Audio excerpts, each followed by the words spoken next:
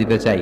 বিশ্বনবী বললেন, আসো তুমি এসে আমার পিঠে লাঠি দিয়ে চাবুক দিয়ে বাড়ি মারো। সাহাবী বলে, ও নবী, যখন আপনি আমার চাবুকটা পিঠের মধ্যে মেরেছেন, আমার পিঠে তখন জামা ছিল না।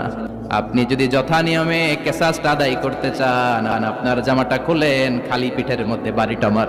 সাইয়েদনা ওমরে ফারুক হাতের জামা এরকম করতে শুরু করছে, আয় এদিকে আয়।